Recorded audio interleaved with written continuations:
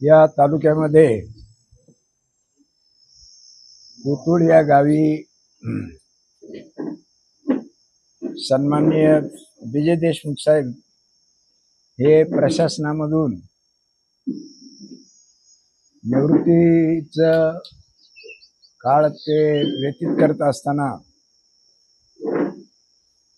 त्या ठिकाणी एक जी काही घटना घडली ग्रामपंचायतीच्या मीटिंगमधून आणि त्यानंतर आतापर्यंतच्या प्रवासामध्ये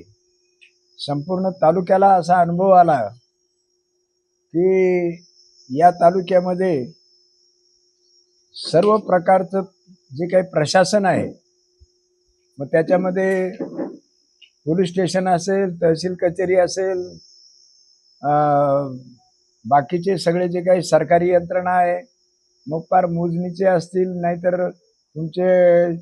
शेतीच्या याचे पंचनामे जे करायला कृषीचे लोक यायला पाहिजेत त्यांचे असेल, या सर्वांची कार्यक्षमता किंवा सर्व लोकांनी जे काही जनतेला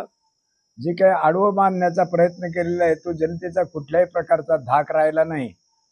अशा प्रकारचं आमचं मत झालं. आणि म्हणून आज जे काही माझ्या एक प्रयत्न करायचा एक भाग म्हणून काल जे काही मी आवाहन केलं होतं की अशा प्रकारचं कामासाठी म्हणून या ठिकाणी लोकांनी जमावं.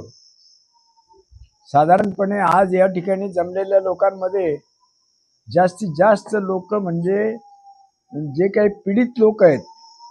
प्रामुख्यानं जास्तीत जास्त पीडित हे पोलीस स्टेशनशी संबंधित जास्त होते, परंतु बाकीच्याही गोष्टींच्या मध्ये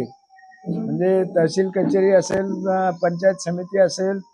आणखीन बाकीचे हे असतील, तर या सगळ्या खात्यांमधल्या लोकांच्या एक पीडितांचा जो काही जथ्था आहे तो या तालुक्यामध्ये फार मोठा आहे. आणि म्हणून काही सगळ्या पीडितांनी ज्या व्यथा सांगितल्या त्या काही या ठिकाणी मांडता येणार नाहीत, परंतु ज्या काही ठराविक महत्त्वाच्या ज्या आहेत त्या या ठिकाणी जाहीरपणे मांडल्या जाणार आहेत आणि नंतरही मांडल्या जातील. परंतु एकंदरीत त्या पीडितांच्या व्यथा पाहिल्यानंतर एकूणच जे काही हे सगळं प्रशासन आहे ते प्रशासन पूर्णपणे सडलेलं आहे. आणि म्हणून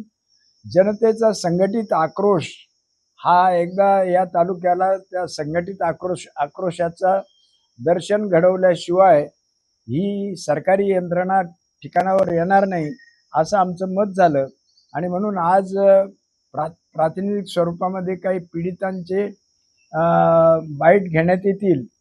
आणि त्यानंतरच्या काळामध्ये कोणता गुरुवार सांगितलं 7 मे पर्यंत या तालुक्यातील आम्ही आमच्या कार्यकर्त्यांपैकी ठळक कार्यकर्ते, निवडक कार्यकर्ते सगळ्या तालुक्यामध्ये फिरून आणि लोकांमध्ये मोठ्या प्रमाणात प्रचार करणार आहेत. आणि या प्रचारामध्ये या सगळ्या प्रशासन यंत्रणेला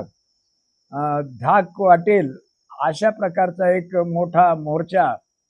हा गुरुवार दिनांक 7 मे रोजी या ठिकाणी काढायचा ठरलेला आहे. तेव्हा अशा प्रकारचा प्रयत्न करण्याची आजची जी काही ही बैठक आहे किंवा आजची जी मीटिंग आहे ती ह्या कार्यक्रमाचे सुरुवात करणारी एक मीटिंग असं आजच्या मीटिंगचं स्वरूप राहील. एकंदर या जे काही या तालुक्याचं दर्शन झालं, प्रामुख्यानं त्या पीडितांनी जे काही व्यथा मांडल्यात त्या व्यथा मांडल्यामुळं या तालुक्यासमोर सगळं जे काही दर्शन झालेलं आहे ते पाहताना यांचं ऑपरेशन केल्याशिवाय, या सगळ्या यंत्रणांचं सरकारी यंत्रणांचं ऑपरेशन केल्याशिवाय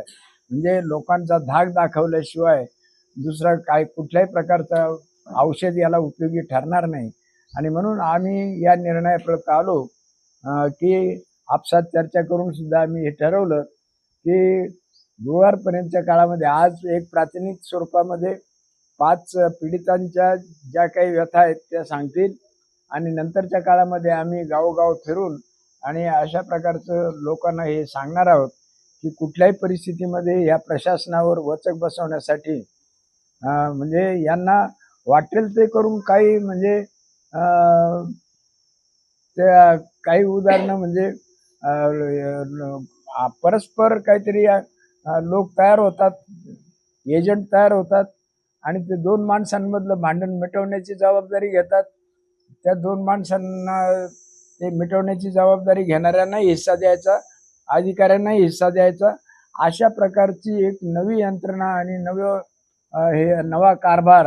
हा या तालुक्यामध्ये सुरू झालेला आहे आणि तो जर बंद करायचा असेल तर मोठ्या प्रमाणामध्ये आम्ही ज्या वेळेला फिरणार आहोत त्यावेळेला लोकांनी येण्याची तयारी जे काही पूर्वी आपण पाण्याचे लढे करून आपण मिळवले असेल किंवा अनेक काही गोष्टी मिळवल्या असतील, धरणाच्या जागा बदलवल्या असतील, या सगळ्या लोकांच्या शक्तीच्या जोरावर हे आपण केलेलं आहे. तसंच हे नवे पुन्हा एकदा लोकांची शक्ती या तालुक्यातली दाखवून आणि जे काही गुंडगिरी आणि लुटालूट चालवलेली या तालुक्याची ती थांबवण्याच्यासाठी मोठ्या संख्येनं हजारोंच्या संख्येनं या तालुक्याच्या